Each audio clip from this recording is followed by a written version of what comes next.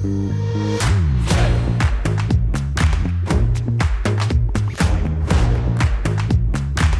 迎来到开箱声音场馆 Uncle Echo， 我是主持人涂杰。你有听过49.4声道的环场音效吗？走进台湾声响实验室，让这些台湾的声音艺术家以科技作为雕刻刀，玩出台湾声音的无限可能。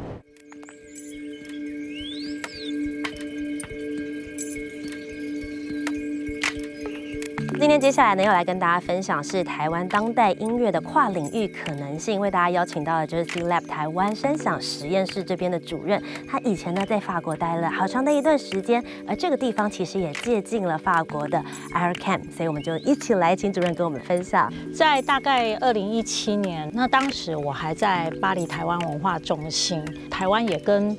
庞毕度艺术中心有一些合作连结。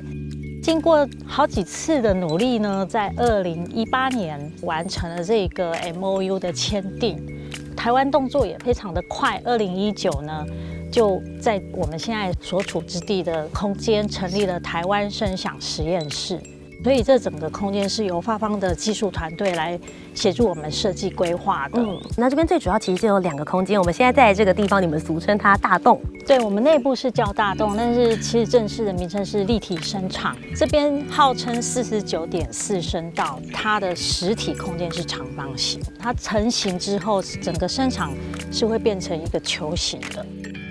这边为什么会有49.4颗？其实是经过非常精密的计算，从第一层地板、中间、上面到天花板，所以整个是包覆性的。所以等于是从地板、我们的脚底到我们的身体，甚至是顶端的部分，我们可以感受到被声音包围。对对，我现在这样算起来49颗，可是点4我要去哪里算？点4就是前后的4颗中低音喇叭，中低音喇叭，所以会让声音的层次频率会变得更不一样，也更重一点。对，有些创作他想要搭配影像，那这个萤幕就是特别制作的透声幕，这个萤幕不会影响声音的流动。你们在这里其实是把声音打造成一个立体，而非是平面的模式。今天在整个不管是视觉或者是各种沉浸式的追求，都已经完成了一种360度的感知经验，像 XR、VR、AR， 可是声音还是平的，其实是没有跟上的。是，可以用一个想象，就是说今天声音立体化、空间化之后，其实它就是一个无形的雕塑。作曲家跟创作者，他几乎就是一个雕塑者，但是他可以营造很多细节跟体感相关的聆听经验。是不是也可以跟我们分享一下声响实验室在这个过程里面，你们有做出了一些什么样子的崭新规划或者一些作品？其实音乐声音这个媒材在各个领域的艺术创作是一个很重要的角色。那最近呢，透过我们强力的推广，我们跟戏剧、舞蹈，还有电影、录像、诗歌都有跨域的合作。那这样子的合作过程当中，其实很难得的是，不同领域的创作者开始理解、认识彼此的语汇。不同的乐种的撞击所产生的火花，其实也都带给彼此有新的视野。制造一种假想的感觉。我懂了，因为你要更实际的话，要怎么样环绕放什么样的音乐进去，怎么样的。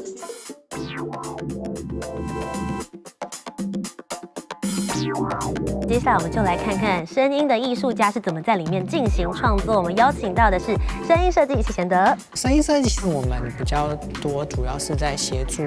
各个艺术家进驻到声响实验室之后，在于声音技术面的一个协助跟陪伴他们创作。小洞这一边的话，跟楼下比较起来，它的空间比较小一点点，那它在这边会发生一些什么样子有趣的创作？小洞的话，其实我们比较是让刚开始接触到多声道，或是想要尝试一些科技艺术的创作者们，先让他们上来小洞，它就是比较一个圆形包覆式的一个空间。是，所以当创作者看到以视觉来说，他就比较能想象声音在这些喇叭之间，不管是他要穿梭，或者是做所谓的声音空间化的时候，对他来说是可以比较有实际的想象。我要在20秒的时候让这个东西从外面飞进来，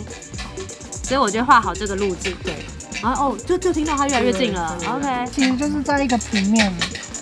然后平面其实我们这个平面就是第一层的喇叭。好，所以我现在想要把1拉上去，它就会变到上面去。现在这一个是5号，5号的话，是其实它就是相对位置在这一区，这一区这一颗这样子。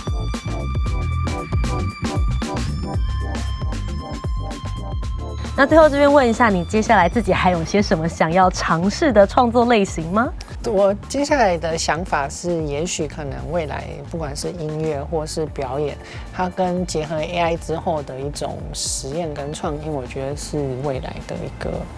想要尝试的地方。今天非常谢谢贤德跟我们分享了，不论是音乐创作者，或者是声音跟空间之间到底还有哪些不同的可能性，相信真的是打破很多人对于声音原本的那些想象。